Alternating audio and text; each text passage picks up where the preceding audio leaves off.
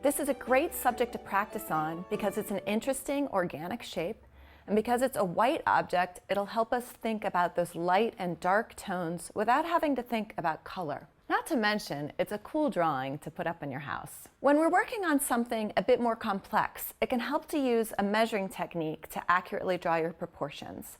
And I'm going to show you how to do that.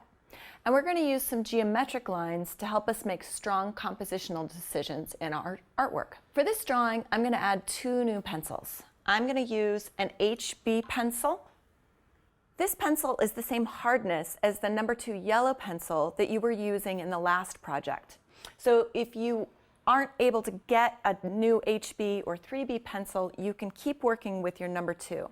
The other pencil that I'm going to be using is a 3B pencil. And the 3B means that it's softer and it's going to make darker tones and darker lines. The other tools I'll be using in this project are I'm going to use my knitting needle like we used last time. And I'm also going to teach you how to use a viewfinder. And I'll tell you a little bit about how to use that as we get going. If you don't have your new materials, you can absolutely keep going with your number 2 pencil. It might just take a little longer to get the darker tones that we're going to do in some of this exercise. Here is our deer head set up with a strong light source on the upper left, casting some great cast shadows on the lower right. To get started with this project, I want to show you some things about how to set up your page and learn about using geometry and a border to set up a great composition. On my drawing pad that's 11 by 14, I first made a border, and then I used my ruler to find the midpoints. So I just measured. This is 10 1/4 inch, 10 1/4 inch, and then found the midpoint at 5 1/8 inch. And used my ruler the same way on the side to find the exact middle. And I made a vertical center line and a horizontal center line just using my ruler.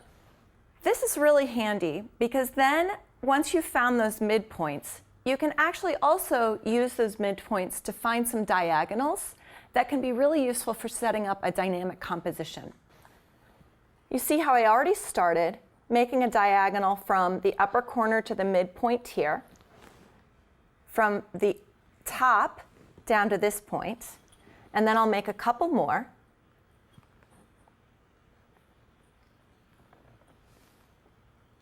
Making a diagonal to this corner, and then a triangle going the other direction from the upper corners. And you'll see that this is going to work really well as we set up our deer skull drawing. I wanted to make the page with these geometrical lines for you because whenever you're starting to draw, it's really important to pay attention to how your drawing is set up on your 2-dimensional page. And it's useful to think about how the diagonals on the page create intersection points around the page that then you can use to make a dynamic composition. So I've made these diagonal lines, and I'm going to use this as a little bit of a structure to set up my drawing. In art, we use a lot of geometry and intervals, which means, proportions of units. And these underlying geometrical patterns create a lot of beauty and symmetry in your drawing. So I want you to get started by actually making a border on your paper like this and make these diagonals and these horizontal and vertical center lines to give yourself a grid. Just have fun with the lines, and you'll see then when we get started how useful it is as far as laying out the design for the whole picture. The next thing I want to show you as we get started on working on our skull drawing is that I'm going to use a viewfinder that's going to help me see how the subject that I'm drawing is proportioned and help me find where the center lines are. And this is going to really help me place it and make it proportionally accurate on my page. So what I've done is I've made a small viewfinder. And this viewfinder is just made out of an index card that I cut into an L shape that's about 1 inch wide. So I made 2 of those L shapes and taped them together.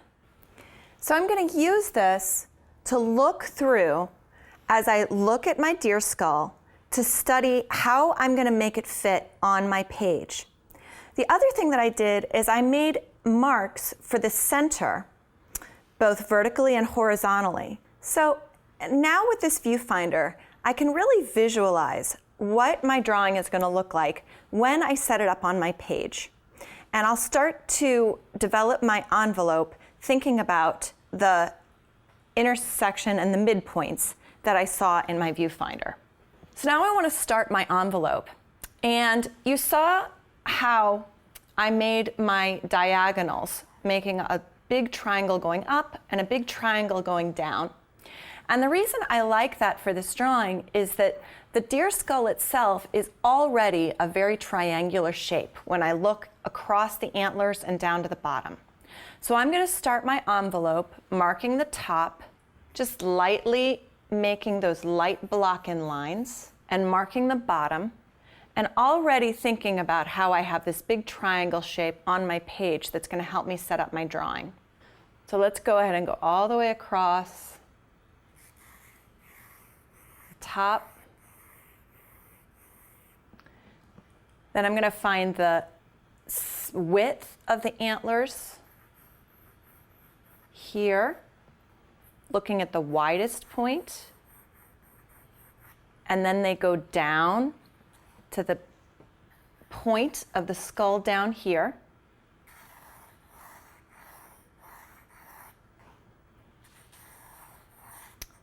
And that works awfully well as just the envelope shape for my drawing. It's okay if I'm going over and across my geometrical lines, and I'll erase them out or put them back as I need to. Setting up that geometry helped me think about the two-dimensional design of my page, and now I'm just going to build my block-in drawing on top of that. So I've made the large envelope of the triangle, and now I'm going to start with a smaller triangle for the skull of the deer. So I'm just dividing from top to bottom. I'm going to think about where the top of that skull, just the round part of the skull, is, and then making a smaller triangle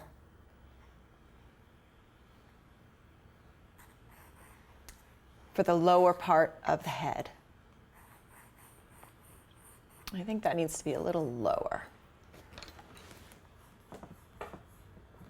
And then we'll do some measuring to check. And one more thing I want to put in for my just first block-in lines before I start measuring is that that deer skull almost looks a little bit like kind of a pentagram shape.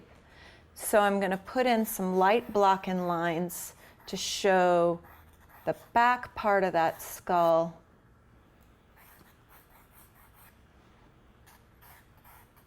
And then this. So now I have enough block-in lines to kind of see where I'm placing things. And now I can start doing some more careful measuring to see if I've made my envelope and block-in lines in the right place. So I'm going to use my knitting needle to make some measurements. And I'm going to compare the measurements and distances I'm seeing in the skull to each other to see if I'm doing it correctly. So when I measure with my knitting needle, what I do is I hold my arm out straight, and I'm taking the top of the needle and lining it up visually with my eye to the top of the antler. And then I'm using my thumb and making a marking point on the needle that shows where the bottom of the skull is. So now my knitting needle is a measuring stick that shows the height of this whole skull.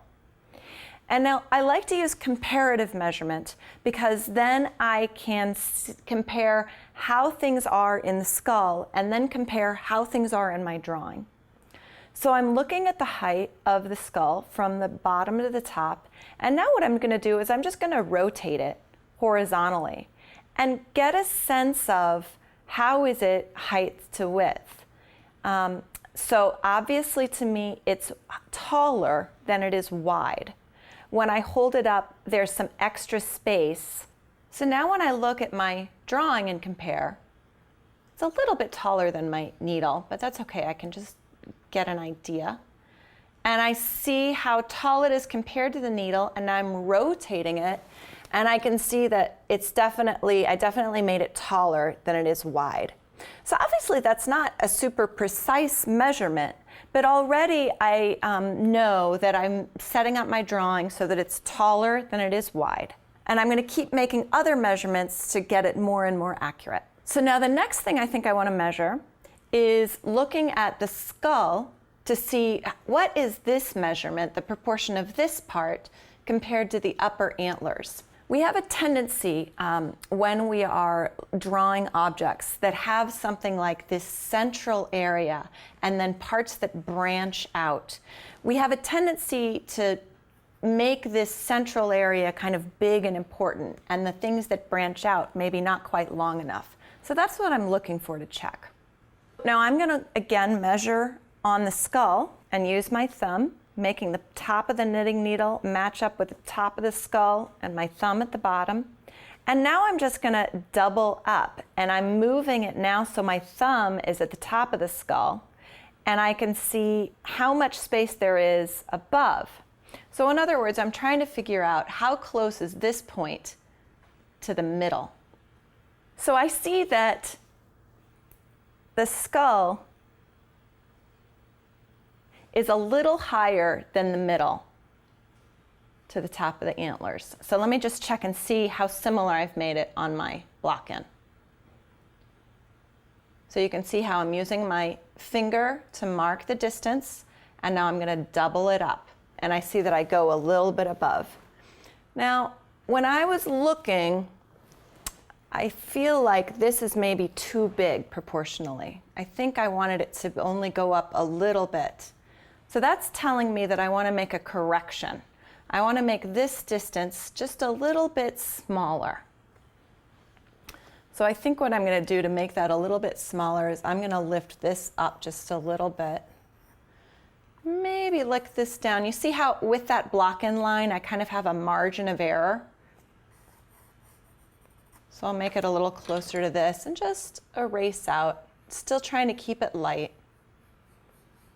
And now that I've made that correction, I'll use my needle and just look again and compare again and repeat.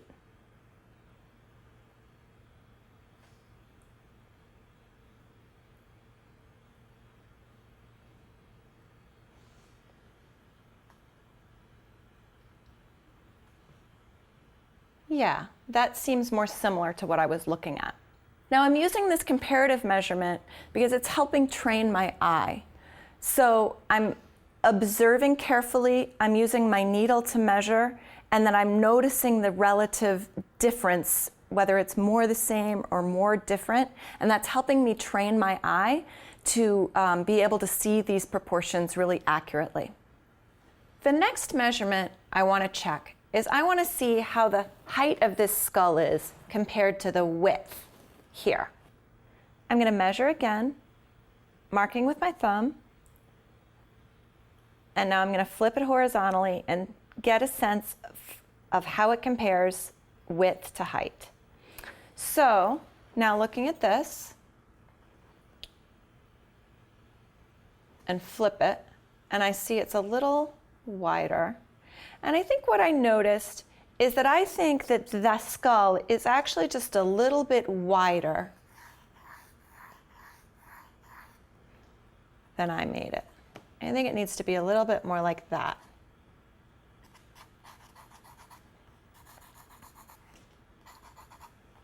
So now let me check again. I like to work where I make some marks first and try to do it by eye, and then give myself something to measure. It helps me train my eye, and it also gives me something to correct. So now let me check again. There's the height. I'm going to flip my arm and check the width. And now I'm going to compare here.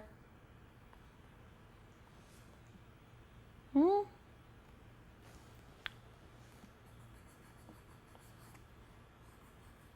think it's about like that.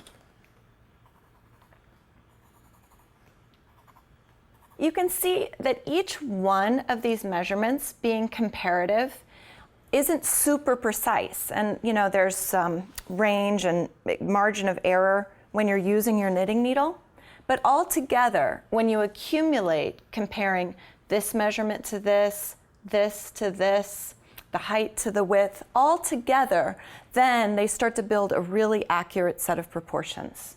I think there's one other measurement that I think is going to be really useful, which is that I'm going to look at this width again, because you remember when we looked at the height, I knew that it was taller than it was wide, but it wasn't very specific. So now I'm going to look at this width and then find a height distant, then see if I can compare it to see if I can make sure it's accurate.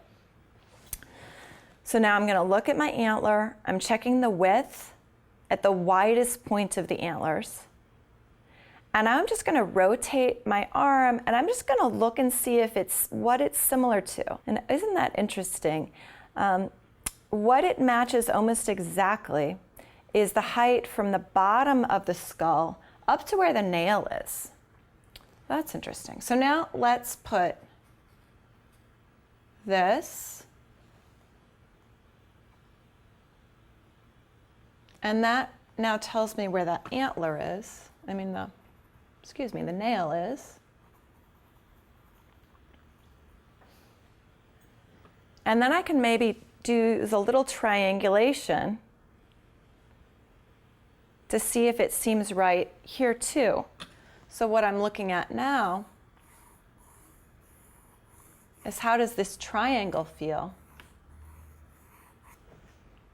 compared to what I'm looking at there? Because that helps me figure out if this distance is right.